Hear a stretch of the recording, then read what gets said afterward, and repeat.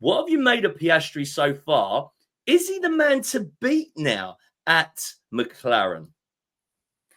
I think that's a really interesting one. I think that Piastri, the one word that really comes to my mind when I think of him is consistency. I think you just know he's going to do well. You know he's performing. I think he's fantastic. But I think people are kind of quick to like discount Lando as well. And I think perhaps there's kind of this energy of that people sort of prey on Norris to have his downfall, and they're really excited for Piastri and are ready to go with him. And I don't know. No, I think don't discount Norris just yet. I think we could see something from him, but I think it's going to be a very, very tight battle between the two of them. It'll be interesting to see how McLaren deal with their whole everyone's our first driver situation. Yeah. Yeah, I think Oscar's great. Oscar's fantastic, but don't discount Norris.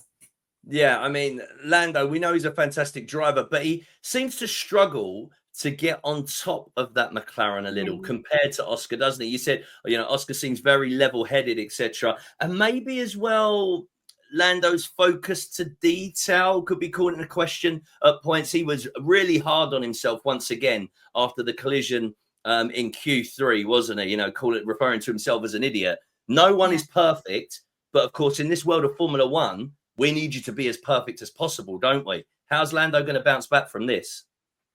Yeah, it's a very good point. I think Lando is probably the person who we see the most struggling with their mental health, at least outwardly to everyone. And I do feel for him in that sense. I think he's got a lot of pressure on him, and I don't know how he bounces back from this. I think hopefully he has good people around him to talk to, and maybe has like psychologists and stuff to talk about all of this, because I was reading a paper recently about mental health and Formula One, and I think it's really interesting to see just how they don't quite know how it's going to affect them just yet. But there's a lot of pressures on them right now, and it's probably not talked about as much as it should be. But yeah, I do get what you mean, that he does. He has his problems as well, and like I said, probably not as consistent as Piastri, and maybe that's why he does fluctuate a little bit, and maybe that will be his downfall. We've got Gary in the chat box saying he feels like Lando was pushing too hard, wants to be contending each lap and each race with qualifying. I guess, is there a part of a winners and a champions mentality, knowing that moment to push, and also knowing perhaps if your capability isn't quite there alongside competitors in the qualifying, to leave it to the race when you can build up slowly but surely?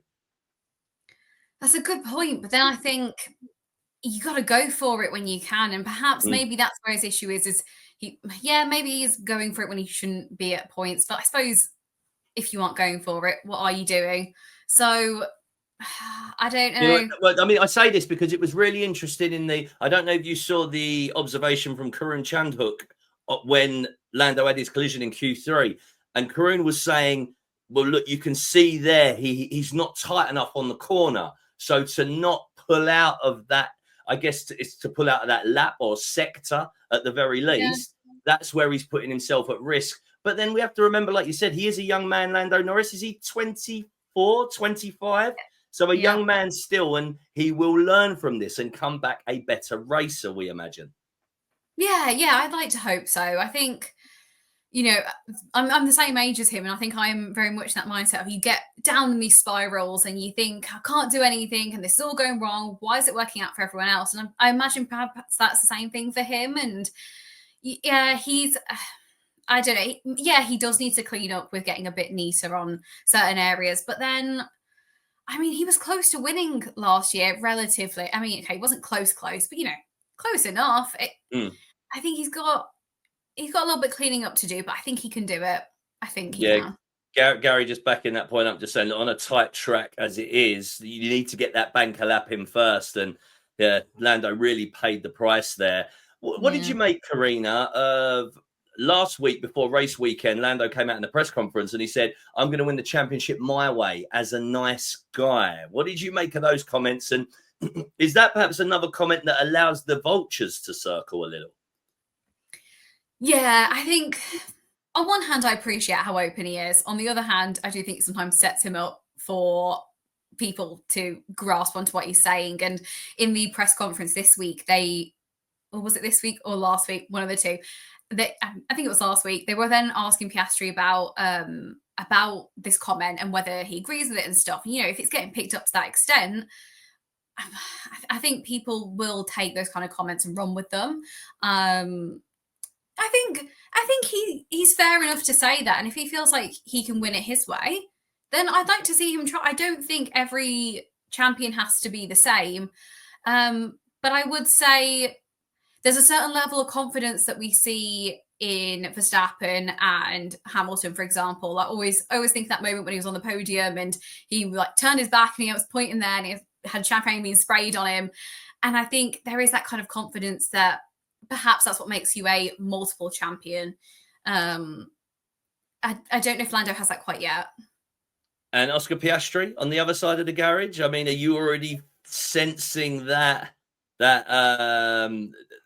oozing that kind of class from him? And how does it play out? Let's say Oscar Piastri goes on to be, for the time being, a stronger driver. Where does that leave Lando within the unit of McLaren? Gosh, really good question there. Well, I think with Piastri, it doesn't seem like it's really in his nature to be anywhere similar to the kind of like the way that Hamilton and Verstappen have kind of portrayed their confidence. And so I think if it was on him, it would just look quite different. But I think I am seeing that because he's got that consistency, and I believe now on Sky Sports, the bets, it says that he's bets like, okay, I don't do betting, so I can't think of the technicalities there, but he's like odds on to win it. Yeah. So I do think everyone's seeing that, you know, he has got something there. And I don't know what it would do to someone to have been in a team for, how long has Norris been there? 6-7 years now with McLaren? Yeah. Something like that.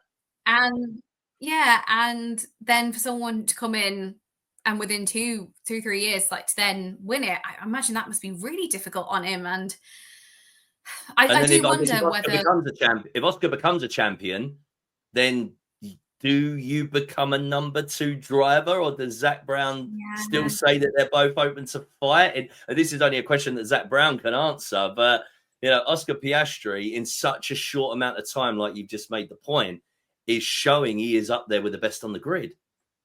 Well, exactly. And yeah, you're right. I don't think you can keep saying, well, they're equal, they're on the same footing, when I'm sure them get put into their faces. Well, Oscar won one, so you can't, it doesn't work like that. Yeah, I think there is a sense that Piastri could win, and I don't know what that would do for Norris. I do worry in that sense because, like I said, he's quite hard on himself.